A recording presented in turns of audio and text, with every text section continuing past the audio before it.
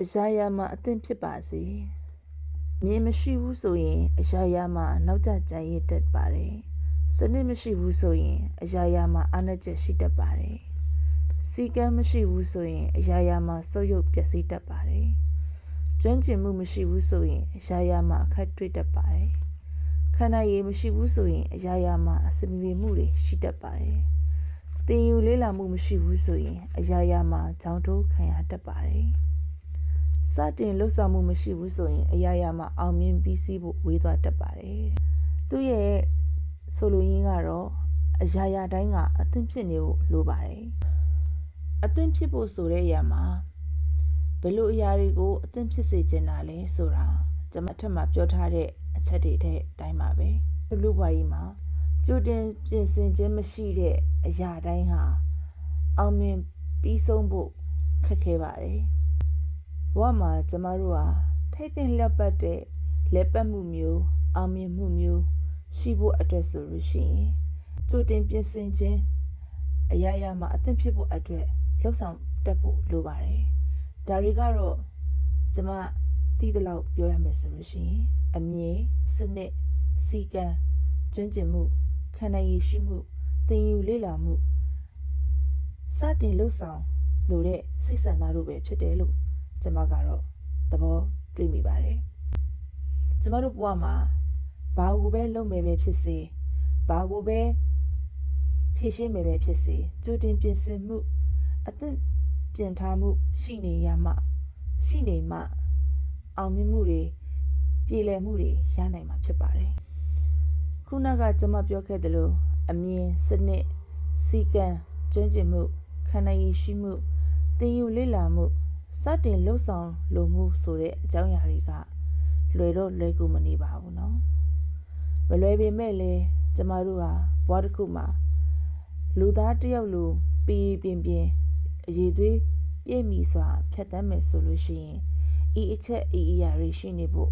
အရန်အရေးကြီးပါတယ်။တရားတွေမရှိဘူးဆိုလို့ရှိရင်ကြရစ်မယ်။ကျမတို့ကအားနည်းချက်တွေနဲ့ဗျံပဓာတွေဖြစ်နေမယ်။ပျက်စီးလာမယ်။အခက်တွေကြုံလာမယ်။အစင်မပြေခြင်းတွေ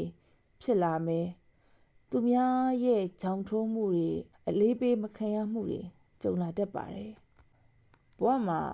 အောင်မြင်ရမယ်တိုးတက်ရမယ်ကြီးပွားရမယ်ဆိုတဲ့စိတ်နေစိတ်ထားမျိုးလောက်နဲ့ပဲဖြတ်တန်းသွားလို့မရပါဘူးတကယ်တမ်းကျတော့ဘဝဆိုတာပြေးလဲအောင်ရေးလဲအောင်ကြည်လဲအောင်ဖြည့်ရှင်းတတ်ဖို့နေတတ်ထိုင်တတ်ဖို့ကလည်းအဓိကကျပါတယ်တက်ကျန်းနေရဲ့ပြောင်းပြန်အကြပတ်မှာတွေးတဲ့အနှုတ်လက္ခဏာအတိုင်းမှာလောကကြီးကသူ့တဘာဝအတိုင်းလက်ပတ်သွားလာနေတာပါကျမတို့ကဒီလောကကြီးနဲ့အတူအလိုက်သင့်နေထိုင်တတ်ဖို့လိုအပ်ပါတယ်လူတွေကဘဝတစ်ခုဖြတ်သန်းရင်းနဲ့အောင်မြင်ခြင်းနဲ့ချမ်းသာခြင်းနဲ့ကြီးပွားခြင်းနဲ့ထိုအရာတွေကတော့ကျမတို့ရဲ့စိတ်ဆန္ဒအလိုဆန္ဒတွေပါပဲဖြစ်နိုင်၏မဖြစ်နိုင်၏ဖြစ်လာ၏မဖြစ်လာ၏ကအကြောင်းအရင်းနဲ့ကျမတို့ရဲ့လှုပ်ဆောင်မှုတွေနဲ့ပဲဆိုင်ပါတယ်သို့ပေမဲ့လည်းအောင်မြင်ဖို့အတွက်လောက်နဲ့ကြီးပွားဖို့အတွက်လောက်နဲ့စီးပွားဖြစ်ဖို့အတွက်လောက်နဲ့ဘဝကိုနားမလဲပဲနဲ့တဟုန်တိုးတရှူတိုး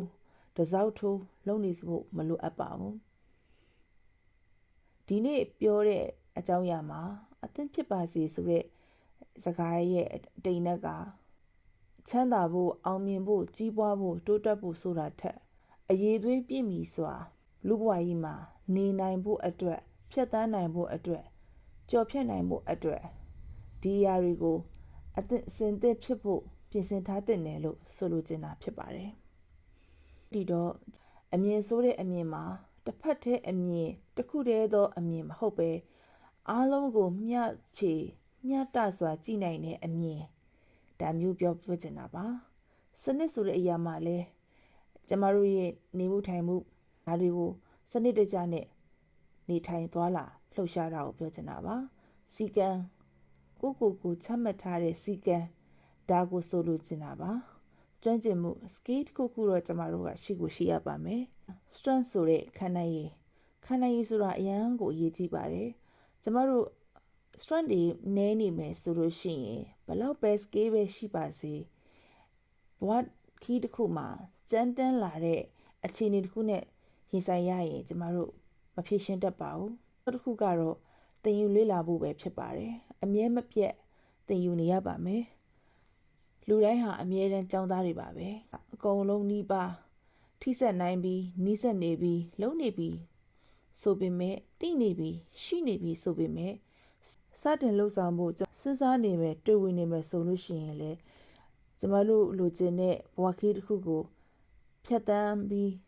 အောင်မြင်ဖို့သို့မဟုတ်နေတတ်ထိုင်တတ်ဖို့ဆိုတာဝေးသွားနိုင်ပါတယ်ဟုတ်ကဲ့ပါကျမရဲ့ mental analysis topic လေးကိုနားထောင်ရင်တခုခုမှန်းကျင်တာများရှိတယ်ကျမကိုအကြံပေးချင်တာများရှိတယ်ဆိုရင်အကြံပေးခဲ့လို့ရပါတယ်ကျေးဇူးအများကြီးတင်ပါတယ်ရှင်